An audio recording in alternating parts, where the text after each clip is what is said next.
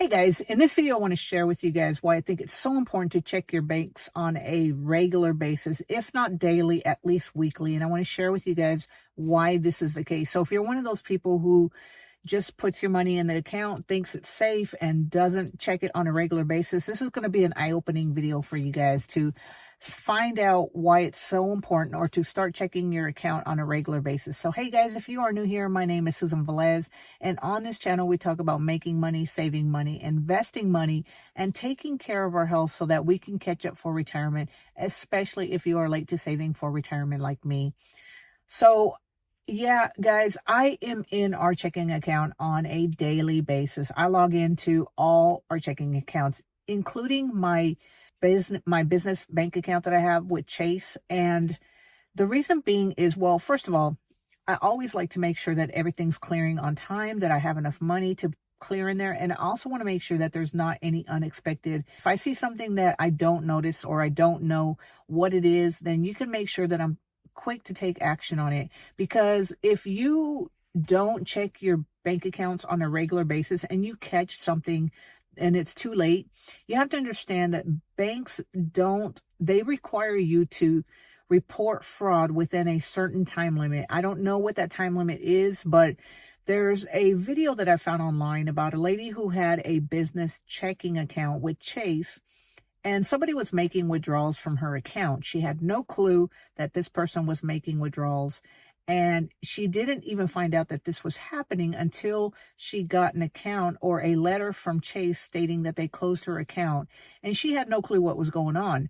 Well, come to find out was that somebody was going into an actual branch, a Chase branch, and using a withdrawal slip and making withdrawals from her account. And they were doing in increments of, I don't know, I don't remember exactly what it was. I did link the video down below, guys, so you guys can check it. And she tried to report this with Chase after her account had been closed. Well, because she had waited so long, Chase was not responsible for that fraud.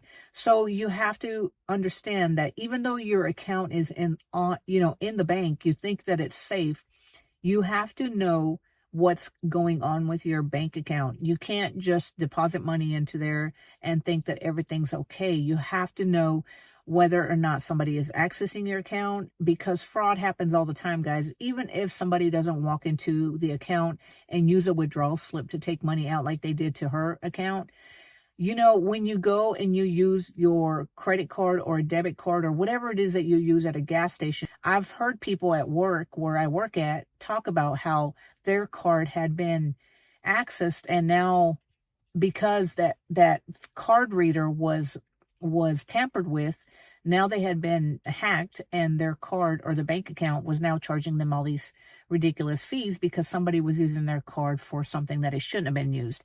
If you use a debit card at a gas station, you definitely want to make sure that you check that account on a regular basis. And even if you don't use a credit card, or if you don't use your debit card, you want to make sure that you're checking that credit card to make sure that you don't have any unauthorized pending charges on that account, because you want to make sure, you want to be on the ball. If something does happen, you want to make sure that you're giving yourself enough time to dispute that charge if you didn't do it.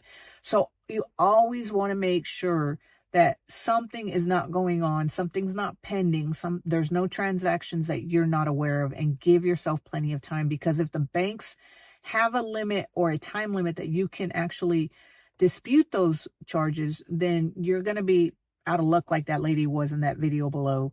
And then number two, guys, the number two reason is because you want to make sure that that bank is not charging you any fees. Now, banks are known to charge fees. And even if when you open that account, guys, if you didn't have any fees and the bank did not charge any fees, there's no saying that that bank didn't change their rules and regulations and then start implementing fees.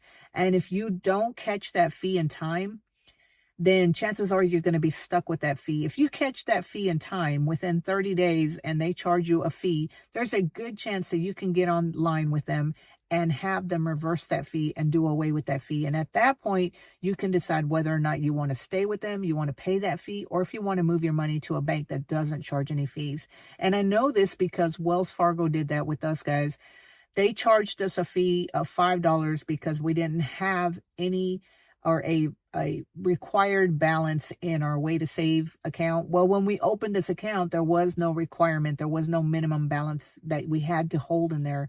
Well, they changed the rules on us, and they changed it from no minimum balance to where you had to have a minimum balance. And I don't know what the minimum balance was. All I know is I logged into the checking account one day and there was a $5 fee.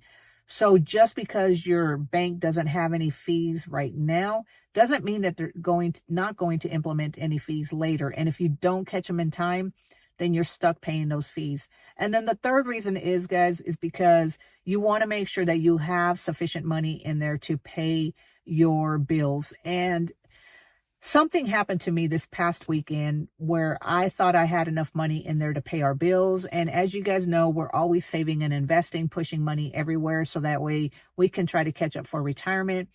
And apparently I completely forgot about a automatic draft payment that comes out of our account, or my partner's account, from Edward Jones, not Wells Fargo, Edward Jones. Every month it comes out at the same time, and I completely forgot about this payment. And had I not been checking my account on a daily basis, I would have completely forgotten about this, and then I would have had two payments clearing, which would have thrown us into the negative, and we would have had our first overdraft charge or fee.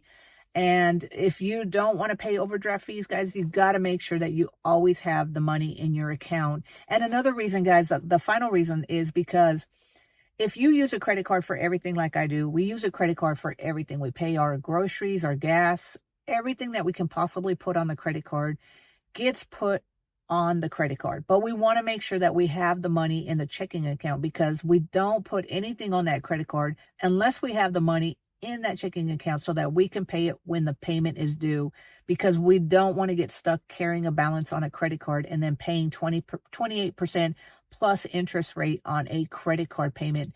So those are the main reasons that you want to make sure that you are checking your account on a regular basis, because you want to know what's going in and you want to know what's coming out, and you want to know where your bank account stands. And guys, it's so easy to check your account regularly. You can actually download an app. On most banks will have an app where you can download the app and just log into your account on a regular basis, see what your balance is, find out what your pending transactions are, and make sure that everything is good. And if you see anything that you don't know, anything unusual, you can automatically contact your bank right then and there to make sure that you find out what that is. And any unusual fees, anything like that, you can dispute them as soon as you see them. If you are waiting to check your bank account every time you get paid, or, just once a month, chances are you're going to miss something. So staying on top of it will help you dispute anything or catch anything that is unusual. And then, guys, if you don't want to download the app on your phone, because I know a lot of people don't want finance apps on their phones, you can check your balance by logging on and your computer at home, and then just log on real quick, check your balance. And then also, guys, another thing you can do, a helpful tip to make sure that you stay updated with your bank accounts, is you can set up alerts.